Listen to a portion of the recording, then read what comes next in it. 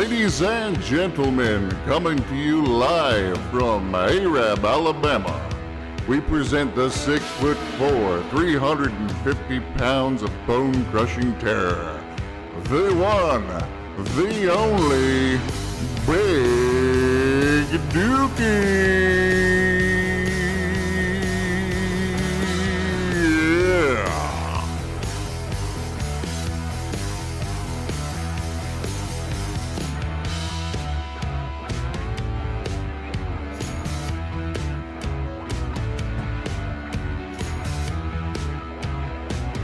What is up, my dung beetle army? It's your man, Big Dookie, coming back with another video of Talking Dookie.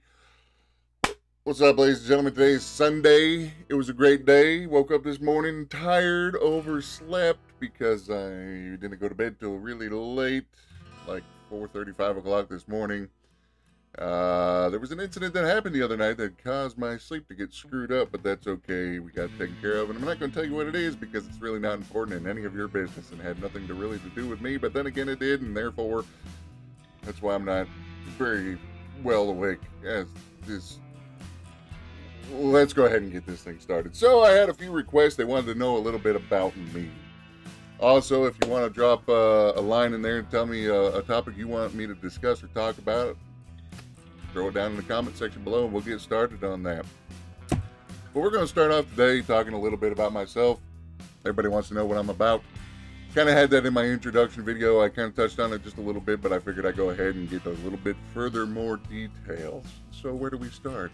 We start in the very beginning. A very good place to start. So that's what we'll do. We'll go ahead and start there. So, I'm half Scandinavian and I'm half French. Really simple to break down. My dad's side of the family is from Canada. They're outlaws and escaped to America.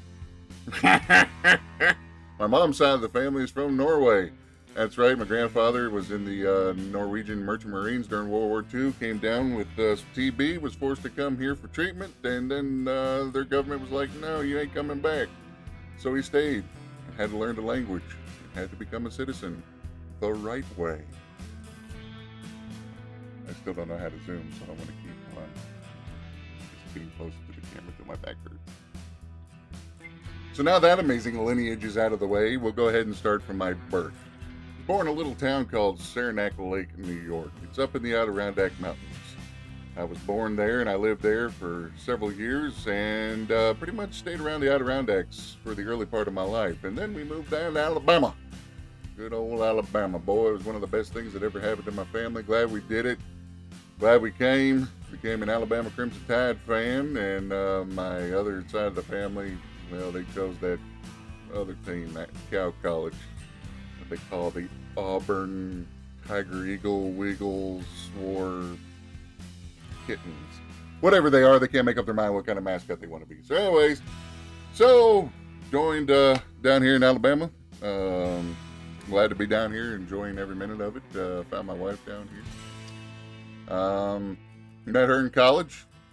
Then I proposed and freaked out and joined the United States Navy. Yeah. Booyah. So I graduated high school at Arab, Alabama. It's in Marshall County, which is pretty much the northern part of the state. Not entirely north, but in the northern hemisphere of the state of Alabama. And after that, I went to college for about a year where I met my wife, proposed, and then joined the Navy. Served in the Navy as a cryptologic technician. Did that for 4 years, and then I did a year reserve after I separated. And during that time, I became a corrections officer, and I started off at Marshall County Sheriff's Department under Matt Holcomb before the current situation took place, before this new sheriff came in and fixed what really needed to be fixed that I saw was going to be a problem and decided I didn't want to be a part of it, and so I jumped ship and went to Gunnersville, which I had a blast. Had a good time in Gunnersville. Well, I am medically retired. I'm medically retired. What does that mean? That means I've had 17 major surgeries, and the state deemed me an insurance liability. It said if I don't come back to work at full 100%, then I can't work at all. So I had more than enough years built up and time to medically retire. I've had major surgeries on both of my knees. Most of it's been fully replaced on both of them, the upper halves anyways, from the femur through the kneecaps and the ligaments and the meniscus, and it's all fake, metal and plastic. I've had several repair surgeries on those because I still haven't gotten them correct, right? And I'm probably, no, not probably, I'm going to have another surgery, especially on my right one. I've been having a lot of issues with it. So I'm medically retired, and so therefore I'm not working. And so therefore I have a lot of time. I am drawing retirement. I'm married. I have 2 kids. Oh yeah, and I'm also a thyroid cancer survivor. By the way, cancer sucks. And if it wasn't so much of a family-friendly channel, I would say a lot more. I'd talk a lot of dookie about it. Oh, it sucks so bad. So, but anyways, yeah, so I'm married. I got 2 kids, both in high school, 11th grader and a 9th grader. Both are really big into the arts, theater, and choir. Son plays football and does indoor and outdoor track. They both serve also on the praise team. Yeah, and that's all you need to know. You don't need to know any further information about that because I like my Second Amendment. We'll just leave it at that. So what's a day in Dookie life? Well, I'll tell you. It's called waking up in the morning, sounding like a bowl of Rice Krispies, trying to get out of bed. Once I move into certain positions and prevent from moving into other positions so I don't throw out my back, which is a constant struggle on a daily basis. I then, therefore, get up and I have my breakfast, which consists of 2 pills for being I have no thyroid because I had thyroid cancer and they took it out twice. And I have to take ibuprofen. I take a lot of ibuprofen. I have to take a lot of ibuprofen because if I don't, well, I can't move very well. So then, after that, usually I just go ahead and I'll start watching some YouTube videos, and then I'll put on my ice pump, and then I'll put on my ice wrap on my knee. And then after that, I'll get up and I have to stretch, and then I have to sit back down, and I have to put an ice pump back on my knee. Then I have to lay down because then my back starts to hurt because I can only sit for so long.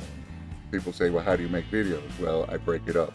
So now I'm doing this small segment here, then I'm going to have to take a break, and I have to get my feet back up because they start swelling really, really bad, and then I'm in a lot of pain, and so therefore, this is a very long process for me. So, and then I eat lunch, and then I have to raise my legs back up again, and I have to put on an ice pump and an ice wrap, and then I take more ibuprofen, and that's how it continues to go through the day, every day.